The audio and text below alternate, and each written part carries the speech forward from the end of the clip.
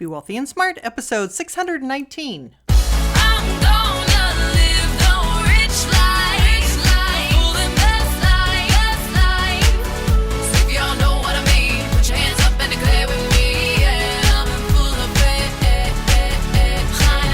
I'm gonna live the good life, beautiful and glorious life. Step into a world of wealth and financial freedom without budgets, boredom, or bosses on Be Wealthy and Smart. And now, here's your host, Linda P. Jones. Welcome to Be Wealthy and Smart. I'm Linda P. Jones, America's Wealth Mentor, empowering women and men worldwide to financial freedom. On today's show, we're going to talk about the 14 financial tips to finish 2019 strong. These are things that I just was thinking would be a good thing to talk about before the end of the year. I usually do this a little bit later in the year, but I think this might be the perfect time to kind of pause. With one quarter left in the year, you still have time to make some changes, do some things, and also prepare a little bit for the holidays. So here are some suggestions for you. Number one, make an extra payment on your mortgage. As you know, I usually recommend that you pay 1/12 extra on your mortgage every month. You can do it that way, which is just taking your payment, divide it by 12, and add that 1/12 number onto your payment. So if you pay $1,200 a month, divide by 12, that's an extra $100. You'd pay $1,300 every month. And at the end of the year, you would have made one extra $1,200 payment. Well, some people do it that way. Some people just add $1,200 onto their mortgage payment at the end of the year or in November. And it's good to do it in November so that it gets credited to you before the calendar year ends. But either way, it is a good idea to pay that one extra payment on your mortgage. You'll cut off 7 to 8 years and thousands of dollars in interest. Number two, pay off your high balance, high interest debt.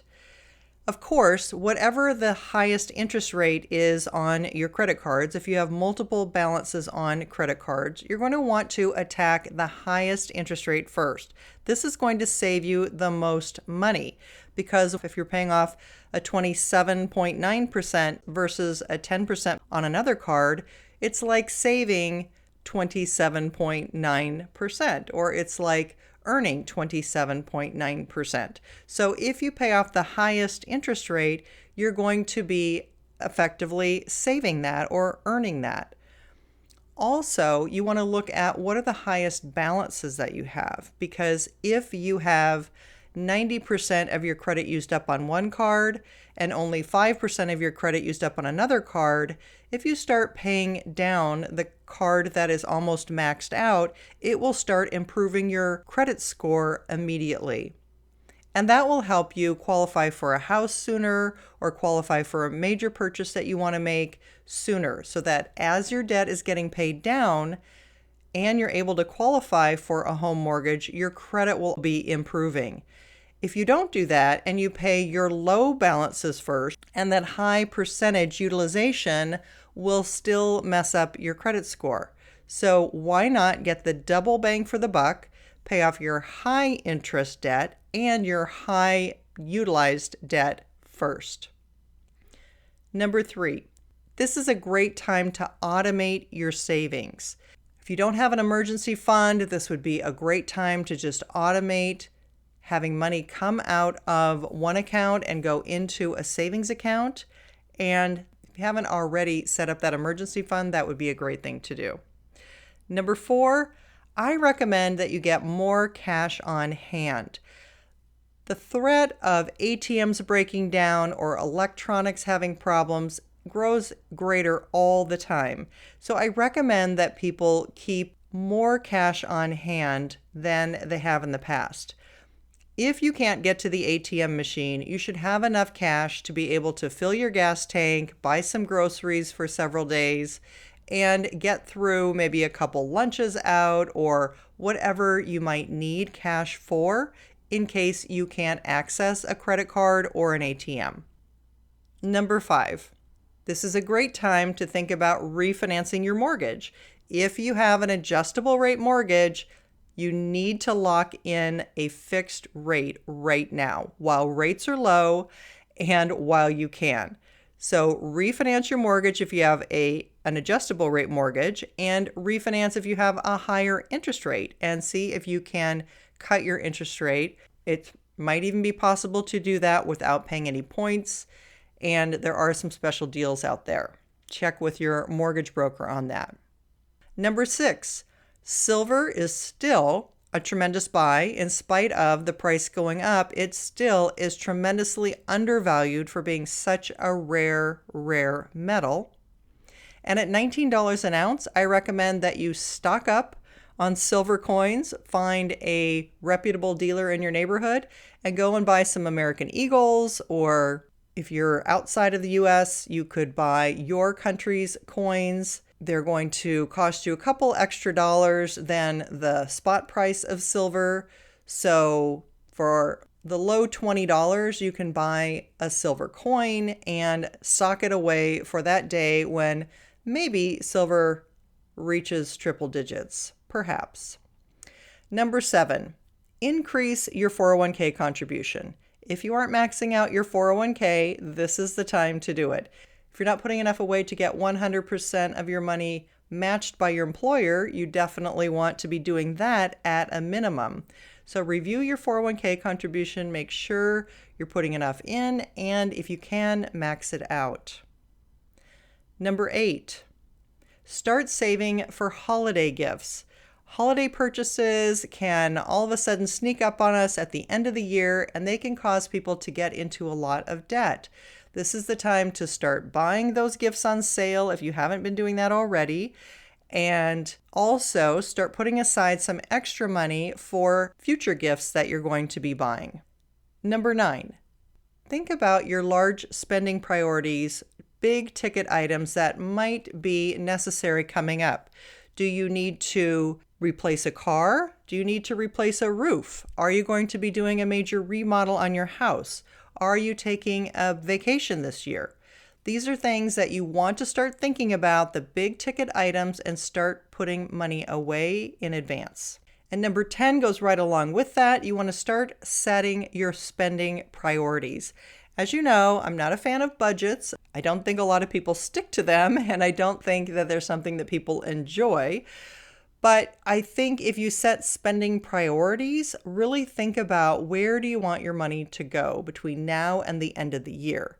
Set some goals for what accounts you want to use. Some we may have already talked about with the emergency fund, or it could be for holiday gifts, or it could be for the vacation, the big ticket items. Start thinking about what are the real priorities, where you want your money to go, and then make sure that your spending matches that.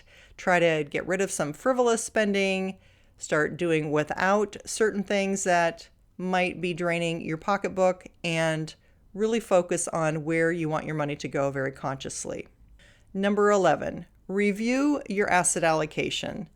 So in your 401k, your IRAs, or your taxable accounts, you want to review your asset allocation model. You want to make sure you don't have everything in the S&P 500 or large cap growth. You want to make sure you have a well-rounded asset allocation covering large cap, mid cap, medium-sized companies, small caps, small companies, international companies, emerging markets, and maybe some specialty ETFs. But you do want to review your asset allocation. If your asset allocation has gotten out of whack, you'll want to do what's called rebalancing. Let's say you had 4 funds that you had money in, and each one of those had 25%. Let's say one of those grew to become 40% of your portfolio because it had done so well. You'll want to sell off some of that and get it back to 4 accounts worth 25% each. So you'll be selling the one that has gone up, and you'll be buying some of the accounts that haven't done as well. That's rebalancing. Number 12, get out of your target date funds. I've talked about them a lot. It's not just that they have high fees, they do, but also they usually have a larger percentage of bonds in them. Of course, bonds yielding 1% to 2% right now on a 10-year bond. not an attractive yield, especially with the stock market being up 400% from the lows in 2009. You want to do your own asset allocation and don't rely on target date funds. Number 13, start a dollar cost averaging account into your investments. So if you're doing a 401k, that's great, but also think about setting up a taxable account with your brokerage firm and having money automatically taken out of your checking to go into some ETFs or investments that you've chosen so that you're regularly buying low and buying into the market. No matter what the market's doing, you're buying. And that's the best way to average a lower price on your purchases over time. And finally, number 14, look back on the year and see what you've done right. So many times we're hard on ourselves, we beat ourselves up, we're down on ourselves for having debt or not accomplishing our goals. Well, maybe you have accomplished some things. Maybe you did pay down a lot of debt, or maybe you completely got out of debt.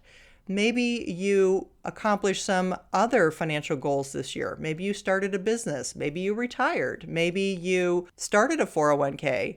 Look at what it was that you positively accomplished, that you did a good job at with your finances this year. Maybe you saved for the vacation before you went. Maybe you were able to get a car and negotiate a better price on a car a few years old and you didn't have to take a car loan out.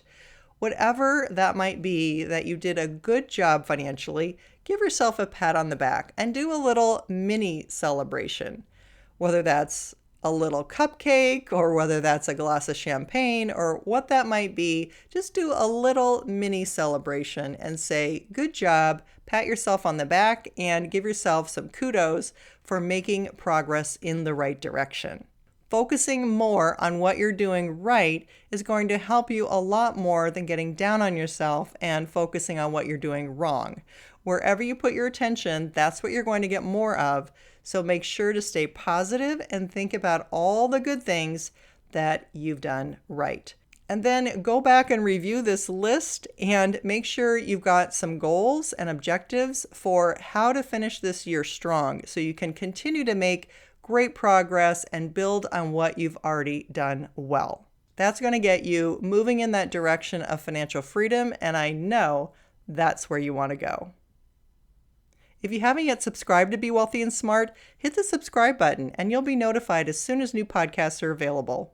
And if you haven't yet picked up my book, You're Already a Wealth Heiress, Now Think and Act Like One, 6 Practical Steps to Make It a Reality Now, what are you waiting for? It was voted one of the best wealth books of all time by Book Authority. And the reviews have been amazing. Thank you so much. You are enjoying it, using it, putting it into practice, and referring back to it like a manual, a textbook, and something that is cheering you on for the future and to keep you going. So good for you. If you haven't picked it up yet, you can get it at Amazon or any bookstore. That's all for today. Until next time, live the good life and be wealthy and smart.